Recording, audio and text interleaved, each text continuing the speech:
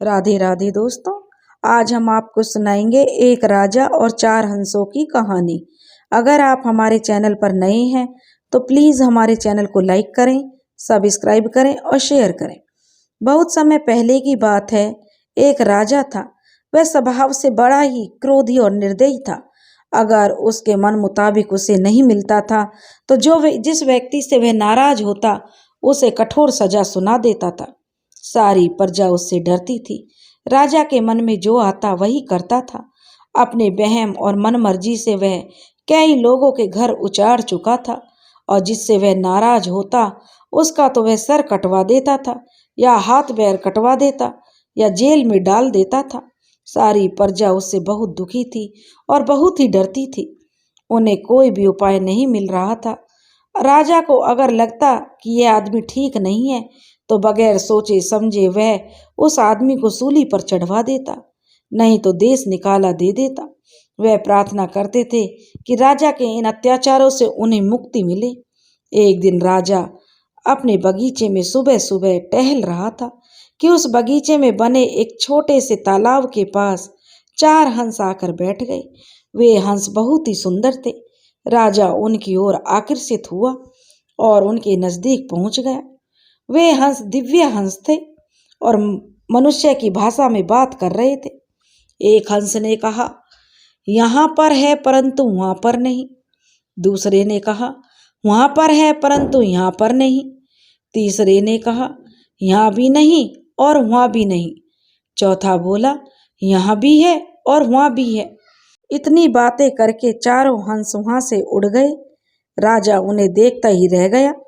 फिर वह जब सामान्य हुआ तो उसके मन में उन हंसों की बात घर कर गई। उसे उनकी एक भी बात समझ में नहीं आई थी।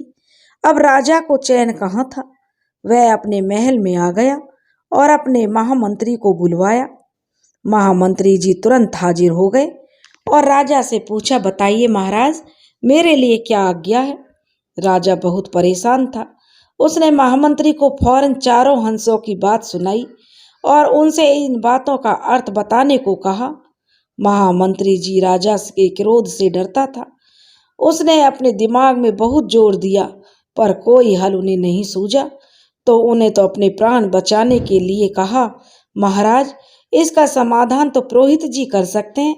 वह पोथी पत्रा पढ़ के हंसों की बात का मतलब बता सकते हैं। महामंत्री ने इस तरह राजा के क्रोध से स्वयं को तो बचा लिया, लेकिन राजा ने तुरंत ही पुरोहित जी को बुलवा भेजा। पुरोहित जी आए तो राजा ने उनके सामने भी यही प्रश्न किया और कहा कि यह किस बात के संकेत हैं, अच्छा है या बुरा है, अपनी विद्या से देखकर शीघ्र ही हमें बताएं। पंडित जी अब परेशान हो गए। उन्हें तो कुछ उपाय नहीं मिला तो उन्होंने राजा से कुछ समय मांग लिया कि वह गहन अध्ययन करके इसका हल खोज निकालेंगे। तो राजा ने 15 दिन का समय दे दिया और कहा कि इतनी समय अवधि में अगर आपने इसके उत्तर नहीं खोजे तो मैं तुम्हारे परिवार सहित तुमको मृत्यु दंड दे दूंगा। अब तो पंडित जी बहुत चिंतित हो गए और उनके घर आकर तरह तरह के पोथी ग्रंथों में उनका समाधान खोजने लगे, पर उन्हें तो कोई उपाय नहीं सूझा। उन्हें इतना चिंतित देखकर उनकी धर्मपत्नी ने पूछा, पुरोहित जी ने इतने परेशान क्यों हैं। तो राजपुरोहित जी ने सारी बात अपनी पत्नी को बता दी और उनकी पत्नी भी यह सुनकर थोड़ी चिंतित हो गई। पंडित जी 4-5 दिन तक तो अपने घर में ही बैठकर तमाम ग्रंथों में हल खोजने लगे, परंतु थक हार कर उन्हें उसका कोई जवाब नहीं मिला। अब पंडित जी गांव गांव इस सवाल का जवाब ढूंढने निकल पड़े और भटकते भटकते बहुत दूर निकल गए। अब तो 15 दिन पूरे होने वाले थे और पंडित जी भी बहुत दुखी हो गई। अब उनको कि उनके परिवार सहित राजा सूली पर चढ़ा देगा। उन्हें बचाव का कोई रास्ता नहीं मिल रहा था। इसी तरह चलते हुए फिर रात हो गई और एक घर के पास वे बैठ गए। उस घर में एक सियानी बुढ़िया रहती थी। उसने किसी की आवाज़ सुनी तो बाहर निकल कर देखा तो बाहर एक पंडित जी परेशान हाल में बैठे थे। उसने पंडित जी को जलपान करवाया और उनके चिंतित होने का कारण पूछा। तो पुरोहित जी ने सब कुछ बता दिया कि वह एक राजपुरोहित हैं और यह भी कहा कि राजा के दंड से अब उन्हें कोई नहीं बचा सकता। बुढ़िया सारी बातें सुनकर हंसने लगी। तो पंडित जी ने कहा, क्या आपको इसका हल पता है? तो बुढ़िया ने कहा, हाँ मुझे पता है। कल हम लोग राजा के दरबार में चलेंगे और उसे जवाब बता देंगे। सुबह होते ही दोनों राजमहल के लिए चल पड़े। आज 15 दिन खत्म होने का आखिरी दिन था। राज दरबार खचाखच भरा हुआ था। सबको इंतजार था कि पंडित जी उसका क्या हल खोज कर लाए हैं। पंडित जी दरबार में हाजिर होते ही और राजा से कहने लगे, महाराज, आपकी जिज्ञासा का हल इस बूढ़ी मैया के पास है। यही आपके प्रश्नों का उत्तर देंगी। बुढ़िया माई सामने आती है और राजा से अपने सवाल पूछने को कहती है। तो राजा ने पहली बात का अर्थ पूछा कि बुढ़िया माई बताओ, इसका क्या अर्थ है? यहाँ है परंतु वहाँ नहीं। बुढ़िया ने कहा, महाराज, इसका उत्तर चोर और बेईमान है। यह सब गंदे और बुरे काम कर धन अर्जित करते हैं और जो यहाँ है तो इनके काम आते हैं, लेकिन परलोक में नहीं। पहले हंस की बात का यही मतलब है। राजा ने पूछा, बुढ़िया माई, तो दूसरी बात का क्या अर्थ है? वहाँ है परंतु यहाँ नहीं, इसको भी बताओ। बुढ़िया माई ने कहा, महाराज, इस बात का उत्तर है साधु सन्यासी।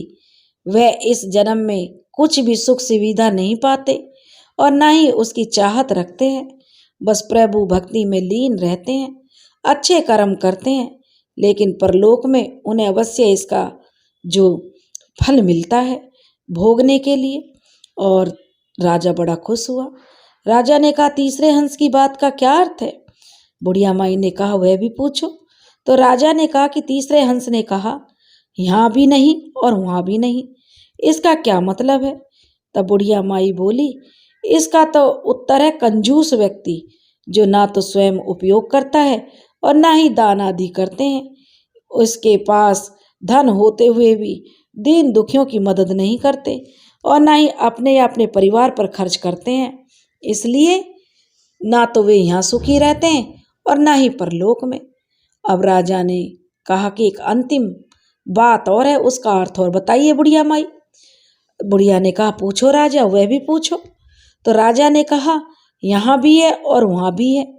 तब बुढ़िया माई ने इसका उत्तर दिया कि इस बात का जवाब यह है राजा साहब, दयालु और धार्मिक व्यक्ति जो अपने धन का स्वयं भी उपयोग करते हैं और दान पुण्य भी करते हैं, दीन दुखियों की सेवा करते हैं, सबके लिए दया और करुणा रखते हैं, उन्हें यहाँ सुख मिलता है और परलोक में भी। इसलिए वे यहाँ भी हैं और वहाँ भी हैं। सारी बातें सुनकर राजा की आंखें खुल गईं और उसने निर्दयता को त्याग कर दयालुता को अपना लिया और सारी प्रजा के साथ न्याय करने लगा, दान पुण्य करने लगा, दीन दुखियों की सेवा करने लगा। उसके राज्य की सारी प्रजा अब सुखी हो गई थी और प्रसन्नता के साथ राजा को दुआएं देने लगी। राजा भी एक न्याय प्रिय राजा बन गया और धीरे धीरे उसकी प्रसिद्धि दूर दूर तक फैलने लगी। अब उसके राज्य में कोई भी दीन दुखी नहीं था। राजा सबका ख्याल रखता था। राजा का व्यवहार बदल चुका था।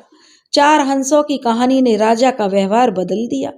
दोस्तों, अगर आपको हमारी कहानी पसंद आए तो प्लीज़ हमारे चैनल को लाइक करें, सब्सक्राइब करें और शेयर करें। राधे राधे।